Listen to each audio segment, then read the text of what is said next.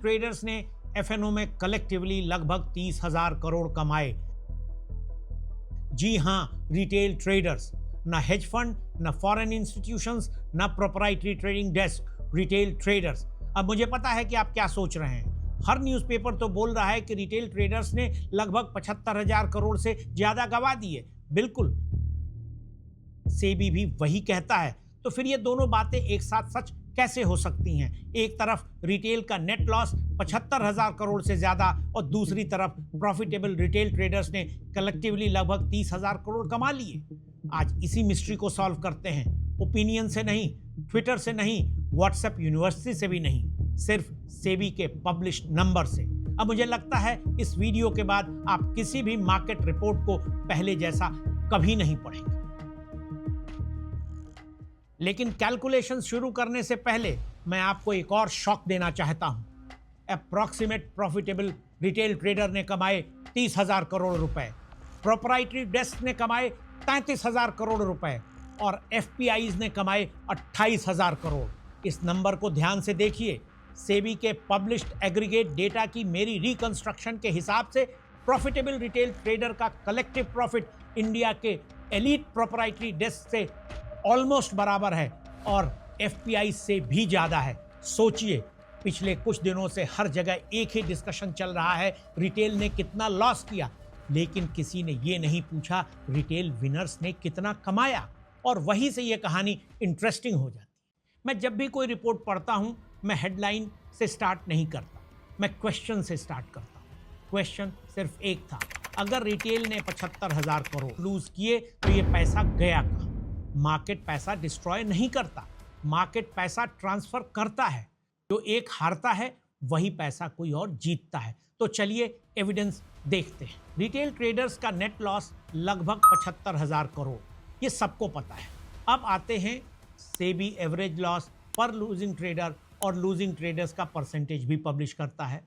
इस publish number से हम एस्टिमेट कर सकते हैं कि लूजिंग ट्रेडर्स का ग्रॉस लॉस कितना था। ये फिगर आता है लगभग 1,05,000 करोड़ रुपए। अब देखिए, gross loss 1,05,000 crore, net loss 75,000 crore. अब एक सिंपल क्वेश्चन, अगर लूजिंग ट्रेडर्स ने 1,05,000 करोड़ लॉस किया और नेट लॉस सिर्फ 75,000 करोड़ है, तो बीच के 30,000 करोड़ गए कहां? Simple subtraction, 1,05,000 crore total loss minus 75,000 crore net loss equals लगभग 30,000 करोड़। और यही है वो नंबर जिसके बारे में लगभग किसी ने बात ही नहीं की। एक क्लैरिफिकेशन बहुत जरूरी है। मैं ये नहीं कह रहा कि सेबी रिपोर्ट में लिखा है रिटेल ट्रेडर्स अर्न 30,000 करोड़, नहीं। ये मेरी एनालिटिकल रिकंस्ट्रक्शन है जो सेबी के पब्लिश्ड एग्रीगेट डेटा पर बेस्ड है। लेकिन अगर अर्थमेटिक्स सही है तो रिपोर्ट एक नहीं, दो कहानियां बता रही है। पहली, मेजॉरिटी रिटेल ट्रेडर ने पैसा लूज किया। दूसरी, एक छोटी प्रॉफिटेबल माइनॉरिटी ने कलेक्टिवली लगभग 30,000 करोड़ कमाए। दोनों बातें एक साथ सच हो सकती हैं और यही सबसे बड़ा लेसन छुपा हुआ है। रिपोर्ट ये नहीं बोल रही रिटेल ट्रेडर पैसा कमा ही नहीं सकता। रिपोर्ट सिर्फ इतना बोल रही है मोस्ट रिटेल ट्रेडर्स पैसा नहीं कमा पाते। ये दोनों स्टेटमेंट बिल्कुल अलग हैं और यही मीडिया और प्रोफेशनल एनालिसिस में डिफरेंस आ जाता है। मीडिया हेडलाइन देखता है, प्रोफेशनल पैटर्न देखता है। सोचिए, दो लोग एक ही रिपोर्ट पढ़ते हैं। पहला बोलता है ट्रेडिंग गैम्बलिंग है, मार्केट इम्पॉसिबल है। दूसरा बोलता है अगर कुछ रिटेल ट्रेडर कंसिस्टेंटली प्रॉफिटेबल हैं तो वो ऐसा क्या कर रहे हैं जो बाकी नहीं कर रहे।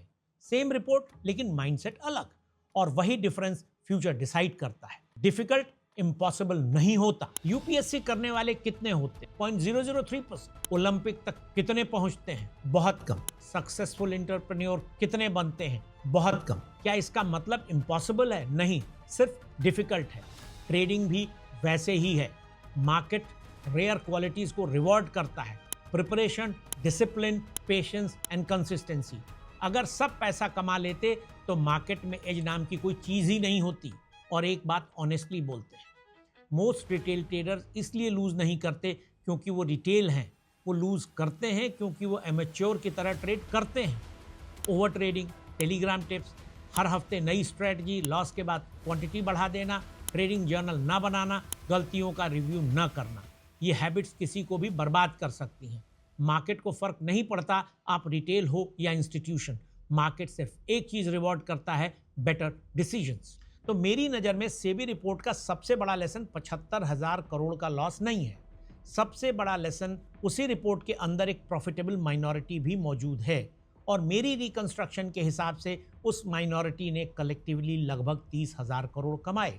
मेरे लिए असली क्वेश्चन ये नहीं है क्या रिटेल ट्रेडर पैसा कमा सकता है, उसका आंसर मार्केट ऑलरेडी दे चुका है। हाँ, कुछ लोग कमा रहे हैं, असली क्वेश्चन है वो ऐसा क्या कर रहे हैं जो 91% लोग नहीं कर रहे।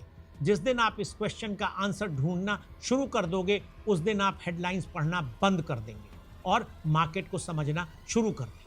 आपने एक चीज देखी, ये माइनॉरिटी रिटेल ट्रेडर अपनी परफॉर्मेंस से एलीट प्रोप्राइटरी डेस्क और फॉरेन पोर्टफोलियो के बराबर परफॉर्म कर रहे हैं, लेकिन ये चीज़ आपको नहीं बताई जाती और सेबी इस मामले में बिल्कुल सही है ये नहीं बता करके कि वो इस चीज़ को हाईलाइट करना चाहता है कि 91% लोग इसमें पैसा गंवाते हैं। एफएनओ ट्रेडिंग इतनी आसान नहीं है।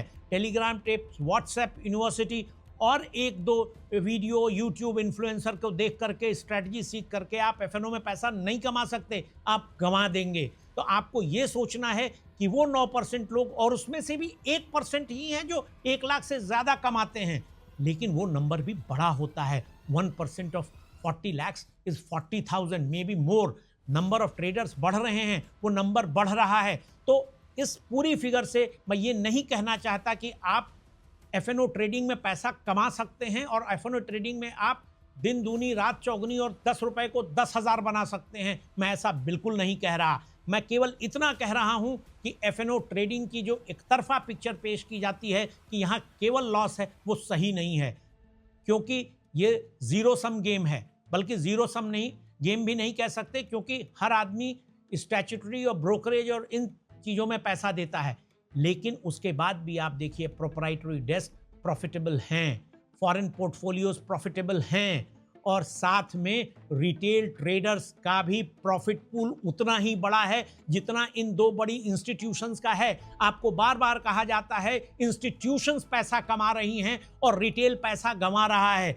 आपने ये तीनों फिगर्स देखी, तीनों पैसा कमा रहे हैं, तीनों पैसे के कमाने के पूल में है, चाहे वो प्रोप्राइटरी डेस्क हो, चाहे वो फॉरेन पोर्टफोलियो हो या एलीट रिटेल ट्रेडर। इस फैक्ट को समझिए और इन नंबर से इंस्पायर होइए, लेकिन जर्नी बहुत कठिन है क्योंकि ये बहुत छोटा पूल है, बहुत एलीट पूल है और बहुत मेहनत, बहुत पेशेंस और बहुत कंसिस्टेंसी मांगता है। ये YouTube देख करके नहीं बन सकता, ये इन्फ्लुएंसर को फॉलो करके नहीं बन सकता। इसके लिए 6 महीना, 1 साल नहीं, 3 साल, 4 साल की डेडिकेशन लगेगी। जितनी मेहनत यूपीएससी करने में, जितनी नीट करने में, जितनी आईआईटी क्वालिफाई करने में लगती है, उतना ही अच्छे ट्रेडर बनने में भी लगेगी, उतनी ही मेहनत लगेगी। ये नंबर्स बताने का मतलब मुझे आपको एफएनओ के लिए मोटिवेट करना नहीं है। ये नंबर बताने का सिर्फ इकलौता कारण है कि मैं आपको वो मिरर दिखा सकूं जहां मैं नंबर से और उसी से भी रिपोर्ट का सहारा लेकर के मैंने ये नंबर्स रिकंस्ट्रक्ट किए हैं। मैं ये नहीं कह रहा कि ये प्रॉफिट के नंबर 30,000 करोड़ सेबी ने अपनी किसी रिपोर्ट में लिखे हैं, लेकिन अगर उन्हीं के नंबर्स को आप मैथमेटिकली रिकंस्ट्रक्ट करते हैं तो इस तरह का प्रॉफिट रिटेल कमा रहा है। रिपोर्ट्स में अधूरा सच इसलिए दिखाया जा रहा है क्योंकि सेबी रिस्पॉन्सिबल ऑर्गेनाइजेशन है। सेबी नहीं चाहता कि आप अपने पैसे को गंवाएं। मैं भी नहीं चाहता कि आप अपना पैसा एफएनओ में लुटाएं, क्योंकि 91 से 93% लोग, केवल इंडिया नहीं पूरी दुनिया में यही नंबर है एफएनओ में लॉस करने वाले का। हम कहीं अलग नहीं हैं। प्रॉफिटेबल ट्रेडर का परसेंटेज पूरी दुनिया में वही है जो इंडिया में है। और आप देखिए आपके रिटेल ट्रेडर्स, प्रोप्राइटरी डेस्क और एलीट फॉरेन पोर्टफोलियो के बराबर ही पैसा कमा रहे हैं। तो घबराइए मत। अगर आप इस जर्नी को शुरू करना चाहते हैं और प्रॉपर लर्निंग, प्रॉपर कंसिस्टेंसी और प्रॉपर डिसिप्लिन के साथ करेंगे तो आप प्रोप्राइटरी डेस्क और फॉरेन पोर्टफोलियो के बराबर परफॉर्म कर सकते हैं, क्योंकि आज की डेट में रिटेल के पास वही एज है जो इन दोनों इंस्टीट्यूशंस के पास है। आपके पास डेटा है, डेलीगेशन है, डिसिप्लिन है और तमाम तरह के नए नए प्लेटफॉर्म्स आ रहे हैं जो आपको स्ट्रेंथन करेंगे। लेकिन भाई मेरे, अगर आप सुनी सुनाई बातों पे इन्फ्लुएंसर के पीछे भाग के बिना सीखे एफएनओ करोगे तो निश्चित जानो 91% के पूल को बढ़ाओगे और उस 9% को कमाने का मौका दोगे। ये निर्णय आपका है कि आप 9% में आना चाहते हैं या नहीं। पिक्चर मैंने आपके सामने साफ रखी है, निर्णय आपका है। अगर आपको मेरी बातों में कोई इत्तेफाक है, आप समझते हैं कि ये सही है या मैंने सही कहा है, तो कमेंट करके मुझे ज़रूर बताइए कि मैं अगली बार आपके लिए क्या लेके आऊं। तब तक लर्न, अर्न एंड रिटर्न।